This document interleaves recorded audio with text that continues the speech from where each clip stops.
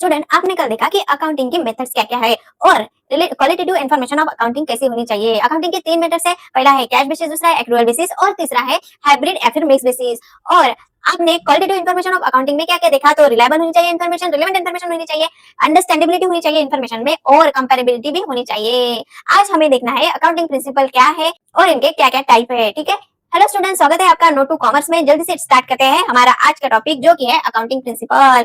अभी accounting principle मतलब क्या? अकाउंटिंग प्रिंसिपल मतलब ऐसे रूल या फिर रेगुलेशन जिसे अकाउंटिंग करते में फॉलो करना पड़ता है। अगर आप कुछ भी अकाउंटिंग कर रहे हो या फिर अकाउंटेंट जब भी अकाउंटिंग करता है तो कुछ ऐसे रूल और रेगुलेशन फॉलो करता है जो कि पहले से ही डिसाइडेड हो, जो कि यूनिवर्सली एक्सेप्ट जो प्रिंसिपल होते हैं वही अकाउंटेंट अकाउंटिंग के समय यूज कर सकता है। वो अपने मन से कुछ भी नहीं बना सकता। ठीक है, चलिए देखते हैं कौन कौन से अकाउंटिंग प्रिंसिपल। अकाउंटिंग प्रिंसिपल के दो टाइप है, पहला है अकाउंटिंग कंसेप्ट और दूसरा है अकाउंटिंग कन्वेंशन। आज हमें देखना है कि अकाउंटिंग कंसेप्ट में कौन कौन से टाइप है। पहला हो जाता है हमारा अकाउंटिंग कंसेप्ट बिजनेस एंटिटी, फिर आएगा कंसेप्ट मनी मेजरमेंट का, फिर आएगा कॉस्ट कंसेप्ट, फिर आएगा हमारा going concern concept, realisation concept, accrual concept और मैचिंग कंसेप्ट। इन सब कंसेप्ट को हम आज डिटेल में देखने वाले हैं। चलिए, पहला आ जाता है business entity concept. Business entity concept हमें क्या करता है, क्या बोलता है कि आप जो भी ट्रांजैक्शन करते हो बिजनेस के, वो बिजनेस में रिकॉर्ड होने चाहिए और आपके पर्सनल जो ट्रांजैक्शन है वो ट्रांजैक्शन पर्सनली रिकॉर्ड कीजिए। ऐसा कहता है हमारा business entity concept. This concept implies that a business unit is separate and distinct from the owner और ओनर्स। क्या है बिजनेस और ओनर? मतलब आपकी कंपनी और आप यानी कि बिजनेस के ओनर, तो आप दोनों अलग अलग चीजों, ये हमारे एंटिटी कंसेप्ट कहता है। That is the person who supply capital to it. Owner मतलब जो पर्सन बिजनेस के लिए कैपिटल देता है उसे हम ओनर कहते हैं। यानी कि अगर हमारा बिजनेस हो तो हम उसके बिजनेस के ओनर हो गए हैं, लेकिन बिजनेस में हमें कैपिटल भी इन्वेस्ट करना पड़ता है। कैपिटल यानी कि क्या होता है, बिजनेस का ओनर जो भी अमाउंट बिजनेस में इन्वेस्ट करता है उसे हम कैपिटल कहते हैं। ठीक है, based on this concept accounts are prepared from the point of view of the business. Account किस पे बेसिस पे पॉइंट ऑफ व्यू पे बनते हैं? अकाउंट बनते हैं बिजनेस के पॉइंट ऑफ व्यू से। आपको याद रखना है बिजनेस और ओनर को मिक्स नहीं करना है। बिजनेस अलग है, ओनर अलग है, दोनों के ट्रांजैक्शन अलग अलग होते हैं, हमें मिक्स करना नहीं है। And not from the owners point of view. अगर आप कुछ भी अकाउंटिंग करते हो तो अकाउंटिंग क्या होता है, अकाउंटिंग बिजनेस के पॉइंट ऑफ व्यू से करना पड़ता है, ओनर के पॉइंट ऑफ व्यू से अकाउंटिंग नहीं कर सकते। ठीक है, hence the business is liable to the owner for the capital contributed by him or her। Business में कैपिटल इन्वेस्ट करना ये ओनर का काम ही होता है। बिजनेस लायबल हो जाता है ओनर के लिए ताकि वो बिजनेस में कैपिटल इन्वेस्ट कर सके। According to this concept only business transaction are recorded in the books of account. ये कंसेप्ट क्या कहेगा आपको कि बिजनेस जो ट्रांजैक्शन है, जो भी ट्रांजैक्शन बिजनेस के है वही सिर्फ अकाउंट के बुक में रिकॉर्ड होंगे। आपके पर्सनल ट्रांजैक्शन बुक में रिकॉर्ड नहीं हो सकते, अकाउंट में रिकॉर्ड नहीं हो सकते। ठीक है, personal transaction of the owner are not recorded. Personal transaction जो है ओनर के वो नहीं रिकॉर्ड की जाते, but their transaction with the business such as capital contributed to the business or cash withdrawn from the business for the personal use will be recorded in the books of account। लेकिन कौन कौन से हम owner के कौन कौन से transaction हम अकाउंट के बुक में लिख सकते हैं बिजनेस के? एक तो कैपिटल जो ओनर ने इन्वेस्ट किया है हमारे बिजनेस में, और दूसरा ड्राइंग, यानी कि अगर पर्सनल उसके लिए बिजनेसमैन उसके बिजनेस से कुछ पैसे निकालता है तो वो ड्राइंग होती है और वो हम रिकॉर्ड कर सकते हैं बिजनेस के अकाउंटिंग के बुक में। ठीक है, it implies that business itself own asset and own liability. Business की क्या होती है, खुद की एसेट होती है और खुद की लायबिलिटी भी होती है। बिजनेस और ओनर दोनों अलग अलग है, आपको मिस नहीं करना है। ठीक है, example, half of the building is used for business office and other half of the building is used for the residence of the proprietor। If the total rent of the building is 50,000 rupees, then only 25,000 will be deducted as drawing from the proprietor capital। क्या बोलते हैं, अगर आप किसी resident में या रह रहे हो तो आपके रेसिडेंट का अगर 50,000 रेंट है तो बिजनेस 25,000 देगा और 25,000 कहाँ से डिडक्ट होंगे? ड्राइंग में से, फ्रॉम प्रोप्राइटर्स कैपिटल, यानी कि ओनर के कैपिटल में से 25,000 डिडक्ट हो जाएंगे और उसे क्या कहा जाएगा? ड्राइंग, यानी कि ओनर के पर्सनल यूज के लिए ओनर ने पैसे विड्रॉ किए, ऐसा कहा जाएगा। ठीक है, अभी देखेंगे हमारा नेक्स्ट कंसेप्ट जो कि है मनी मेजरमेंट। मैंने आपको पहले भी मनी मेजरमेंट के बारे में बताया है बुक कीपिंग में। मनी मेजरमेंट यानी कि क्या? मनी मेजरमेंट यानी कि ऐसी कंसेप्ट जो कोई भी ट्रांजैक्शन अगर हम लिखते हैं तो वो मॉनिटरी फॉर्म में, यानी कि पैसों के संबंधित ट्रांजैक्शन होने चाहिए, सिर्फ वही ट्रांजैक्शन हम यहाँ पे लिख सकते हैं अकाउंट के बुक में। अगर कोई भी ट्रांजैक्शन हो जो मनी से रिलेटेड ना हो तो वो ट्रांजैक्शन हम अकाउंट में नहीं लिख सकते। ठीक है, money measurement concept, this concept implies that only those transaction which can be expressed in term of money. Only वो ट्रांजैक्शन जो एक्सप्रेस किए जाते हैं मनी के टर्म में, सिर्फ वही ट्रांजैक्शन हम यहाँ पे अकाउंटिंग के बुक में लिख सकते हैं। अगर कोई भी ट्रांजैक्शन मनी के फॉर्म में नहीं है तो ट्रांजैक्शन हम अकाउंटिंग में नहीं लिख सकते। ठीक है, are recorded in the books of account since money serves as the medium of exchange, transaction expressed in money are recorded and ruling currency of a country is the measuring unit of the accounting। Money क्या हो जाता है, एक measurement का unit हो जाता है। और मेजरमेंट का यूनिट यानी कि आपके कंट्री की जो भी करेंसी होती है, आपके जैसे कि इंडिया की रुपीज है, तो ए रुपीज क्या हो गया, मेजरिंग यूनिट हो गया है अकाउंटिंग के लिए। कौन से ट्रांजेक्शन रिकॉर्ड होंगे, सिर्फ monetary transaction. Transaction which do not involve money will not recorded in the books of account. Transaction जिसमें पैसों का उल्लेख ही नहीं है, पैसों का कुछ संबंध ही नहीं है, और ट्रांजेक्शन अकाउंट के बुक में हम नहीं रिकॉर्ड कर सकते, अकाउंट के बुक में हम नहीं रिकॉर्ड करते हैं, ठीक है। For example, working condition in the workplace, strike by employees, efficiency of the management etc will not recorded in the books. Working condition in the workplace, मतलब वर्कप्लेस की वर्किंग कंडीशन क्या है, ये हम अकाउंट के बुक में नहीं record कर सकते, क्या कि इसका क्योंकि इसका पैसों से कुछ संबंध नहीं है। स्ट्राइक बाय एम्प्लॉइज, पैसों का कुछ ही संबंध नहीं है, स्ट्राइक एम्प्लॉइज कर रहे हैं, एम्प्लॉइज की प्रॉब्लम है, इसका पैसों से कुछ भी संबंध नहीं है। एफिशिएंसी ऑफ द मैनेजमेंट यानी मैनेजमेंट कितना एफिशिएंट है, ये भी हम पैसों के द्वारा नहीं नाप सकते, इसका भी पैसों से दूर दूर तक कुछ संबंध नहीं है, इसलिए ये भी ट्रांजेक्शन रिकॉर्ड नहीं होते हैं अकाउंट में। Can not be explain in term of money, क्योंकि ये ट्रांजेक्शन है, इसका मनी का कुछ, इससे मनी का कुछ भी संबंध नहीं है, ये मनी पे एक्सप्रेस नहीं किए जाते हैं। It help in understanding of the state of affair of the business, ये क्या कहता है, हमारे बिजनेस की जो स्टेट ऑफ अफेयर्स है, यानी कि हमारे बिजनेस की जो स्टेट है, लेवल है, वो बताने का काम हमें करता है। As money serves as a common measure by means of which heterogeneous fact about the business are recorded. Money क्या करता है, हमारे बिजनेस के अलग अलग हेटेरोजेनियस यानी अलग अलग पार्ट को रिकॉर्ड करता है अकाउंटिंग में, ठीक है। Example, if business has 5 computers, 2 tables, 3 chairs, the asset cannot be added to give useful information unless they are expensed in monetary term 1,50,000। अगर आपको सिर्फ इतना ही बताया गया है कि 5 कंप्यूटर है, 2 टेबल है, 3 चेयर है, तो ये मनी बताइए क्या इसके, आपने आपने इसे कितने खरीदा ये बताया है क्या, नहीं, तो ये मॉनिटरी ट्रांजेक्शन नहीं होते हैं। आपको अगर पैसों का उल्लेख किया जाए, आपको अगर बताया जाए कि इतने इनका कुछ दिया है आपने, तो ही ये मॉनिटरी ट्रांजेक्शन कहा जाएंगे, ठीक है। For computer 15,000, for table 2,500 for chair, ठीक है। अगर आपको पैसों का उल्लेख किया गया है तो ही ये मॉनिटरी ट्रांजैक्शन है, वरना नहीं है। और मॉनिटरी ट्रांजैक्शन ही अकाउंटिंग में रिकॉर्ड होते हैं, वरना कोई भी ट्रांजैक्शन हम अकाउंटिंग में रिकॉर्ड नहीं कर सकते। नॉन मॉनिटरी ट्रांजैक्शन बिल्कुल अकाउंट में रिकॉर्ड नहीं करना है। ये है हमारा कॉस्ट कंसेप्ट। कॉस्ट यानी कि अगर आपने कुछ भी असेट खरीदी की, आपने एक असेट खरीदी की 2015 में और अभी 2017 चल रहा है, तो आप क्या करोगे, 2015 में आपने असेट अगर 1,50,000 में खरीदी, तो आप उसकी वैल्यू 2015 के हिसाब से ही लिखोगे। ये हो गया हमारा कॉस्ट कंसेप्ट, यानी कि आपने जितने में खरीदा हो, पहले जितने में आपने खरीदा हो, आपको उसकी वैल्यू उतनी ही लिखनी है, आपको उसकी अमाउंट उतनी ही लिखनी है। ये हो गया आपका cost concept. Cost concept an asset is recorded in the books on the basis of the historical cost। historical cost यानी कि आपने उसे जितने में खरीद कर लाया था, उसी कॉस्ट पे उसे लिखना है बुक्स ऑफ अकाउंट में। That is the acquisition cost, उसे हम एक्विजिशन कॉस्ट भी कह सकते हैं। एक्विजिशन यानी हमने उसे बाय किया, एक्विजिशन यानी वो असेट हमारे पास आई, हमने उसे एक्वायर किया है, ठीक है।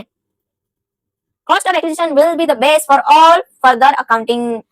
कॉस्ट ऑफ एक्विजिशन हमें फर्दर अकाउंटिंग में हेल्प करता है। एक्विजिशन कॉस्ट लिखनी पड़ेंगी, हिस्टोरिकल कॉस्ट लिखनी पड़ेंगी, ताकि वो आगे चल के हमारी अकाउंटिंग में हेल्प कर सके। It does not mean that the asset will always be shown at cost. ये ऐसा नहीं कहना चाहते कि असेट आपकी ऑलवेज कॉस्ट पे शो, मतलब आप ऑलवेज असेट को कॉस्ट पे ही दिखाया जाए, ऐसा नहीं करना चाहती। ये कहना चाहते हैं it is recording at the cost at the time of its purchase. ये क्या कहते हैं कि आपने जब कॉस्ट खरीद कर लाई, खरीदी के समय उसकी जो कीमत थी, उसी पे आपको कॉस्ट, उसी पे आपको असेट की कॉस्ट लिखनी है, और ये आपको कॉस्ट लिखनी है असेट की। But is systematically reduced in the book value by charging depreciation। But क्या होता है, हमें डेप्रिसिएशन चार्ज करना है होता है। मैडम अब डेप्रिसिएशन क्या है, तो इसका भी एक अलग सीरीज आपको मिल जाएगा। क्या होता है, डेप्रिसिएशन अगर किसी पे लग गया तो उसका चार्ज कम होते जाता है, इसीलिए कॉस्ट की असेट की जो वैल्यू है वो कम होती जाती है डेप्रिसिएशन लगने के बाद, ठीक है।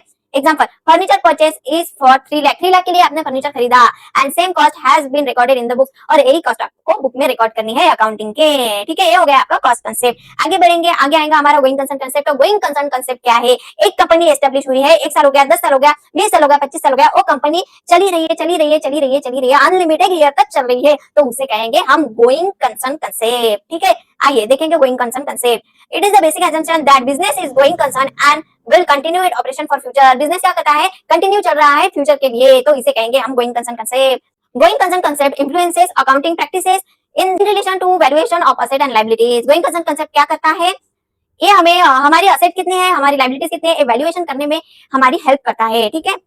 depreciation of fixed asset, treatment of outstanding and prepaid expenses and accrued and unearned revenues। ये सब कुछ चीजों की जानकारी हमें देता है, यानी कि इन सब चीजों की वो वैल्यूएशन करके हमें देता है गोइंग कंसर्न कंसेप्ट। उससे क्या आ जाता है, असेट आ जाती है, लायबिलिटी आ जाती है, डेप्रिसिएशन ऑफ फिक्स्ड असेट आ जाता है, प्रीपेड एक्सपेंसेस आ जाते हैं, accrued and unearned रेवेन्यू आ जाते हैं हमारे, और आउटस्टैंडिंग की भी ट्रीटमेंट ए करके हमें देता है, वैल्यूएशन करके हमें देता है। For example, asset are generally valued at historical cost. ये आपको पता है, कॉस्ट कंसेप्ट ने आपको बताया है कि असेट हमेशा हिस्टोरिकल कॉस्ट के बेसिस पे हमें लिखनी है, या फिर एक्विजिशन कॉस्ट में हमें लिखनी है असेट। ठीक है। एनी इंक्रीज और decrease in the value of asset in the short period is ignore. अगर आपके असेट में कुछ कम ज्यादा वैल्यू अगर हो ही गई तो उसे इग्नोर किया जाता है, हमें गोइंग कंसर्न कंसेप्ट बताता है। इग्नोर करो, उसे इग्नोर करो, डायरेक्टली इग्नोर करो। अभी आ जाता है हमारा रियलाइजेशन कंसेप्ट। रियलाइजेशन कंसेप्ट हमें क्या कहता है कि अगर आपके पास कोई इनकम आ रही है या फिर आपके पास रेवेन्यू यानी इनकम सेम हो जाती है, आपके पास कोई इनकम आ रही है तो ये कब आती है, कब आपको मिली ऐसा समझा जाएगा, तो जब आपको ये रियलाइज हो जाएगा कि आपके पास इनकम आने वाली है, यानी कि आपने कुछ बेचा और सामने वाले ने उसे क्रेडिट पर खरीदा, लेकिन आपने तो बेचा, आपकी तो इनकम आनी कंफर्म है, इसलिए ये आप रिकॉर्ड कर दोगे। क्रेडिट बेसिस पे होता है ये सब कुछ, एक्रूअल बेसिस पे होता है। एक्रूअल बेसिस का सेम इसके साथ रिलेशन है, लेकिन एक्रूअल बेसिस हमें एक्सपेंसेस के बारे में भी बताता है, ये सिर्फ हमें इनकम या फिर रेवेन्यू के बारे में बताता है। तो जब ये आपको रियलाइज हो जाएगा कि आपने कुछ बेचा है, इनकम आपकी आने ही वाली है, तो आप उसे रिकॉर्ड कर देंगे, तो उसे ही हम कहेंगे realisation concept. Income is recorded only when it is realise, either it is received और नॉट। फिर चाहे आपको वो इनकम मिले ना मिले, लेकिन आपको पता तो चल रहा है कि आपने कुछ बेचा है, इनकम तो आपको आने वाली है, तो ये हो जाएगा आपका realisation. Revenue are recorded only when sale are affected और सर्विसेज आर रेंडर। आपने अगर किसी को सेल किया या फिर आपने किसी को सर्विसेज रेंडर की, तो आपके पैसे तो आने हैं, तो फिर चाहे वो फ्यूचर में कभी भी आए, 1 महीने बाद, 2 महीने बाद, 1 साल बाद, 2 साल बाद, कभी भी आए, लेकिन पैसे तो आपको आने वाले हैं। तो जब आपको पता चल जाता है कि आपके पैसे आने वाले हैं, आपने कुछ सेल किया है या फिर आपने किसी को सर्विसेज रेंडर की है और पैसे आने वाले हैं, तो ये हो जाएगा आपके लिए realisation concept. Sale revenue are considered or recognized when sale are affected during the accounting period irrespective of the fact whether cash is received or not। Cash आपको मिले ना मिले इसका इससे कुछ भी लेना देना नहीं है, सिर्फ सेल अफेक्ट होना चाहिए और सर्विसेज आपने रेंडर की होनी चाहिए, ठीक है, ताकि आपके पास पैसा आने का बाकी हो, फिर वो फ्यूचर में आपके पास कभी भी आ सकता है, ठीक है। सेल अफेक्टेड होना चाहिए और सर्विसेज रेंडर होनी चाहिए। For example, a company gets an order for sale of goods 1 lakh. Company को ऑर्डर मिला सेल ऑफ गुड्स का कि आप 1 लाख का गुड्स सेल करें in May 2017। Goods of only 60,000 are sold and deliver in June 2017। क्या होते हैं, सिर्फ 60,000 के गुड्स जून में 2017 में डिलीवर हो जाते हैं। Cash is received for rupees 60,000। Cash किसने रिसीव हो जाती है 60,000 की इन सितंबर 2017। गुड्स कितने हैं हमारे 1 लाख के हमें सेल करने थे, लेकिन कितने के आए 60,000 के हुए, हमारे पास कैश भी आ गई 60,000 की सितंबर 2017 में। As per the principle of realization sale is to be recorded in June 2017। 2017 में आपका ऑर्डर डिलीवर हो गया, इसीलिए 2017 में ही आपने रिकॉर्ड कर लिया कि आपके 60,000 है, ये आपकी इनकम है, ठीक है। और आपको पैसे कब मिले, सितंबर में मिले, सितंबर 2017 में आपको पैसे मिले, लेकिन आपने रिकॉर्ड कब किया, जून 2017 में ही आपने रिकॉर्ड कर लिया, ताकि आपको पता था कि हमारे पैसे आने के बाकी है, लेकिन कभी ना कभी तो आएंगे। ये हो गया आपका रियलाइजेशन कंसेप्ट।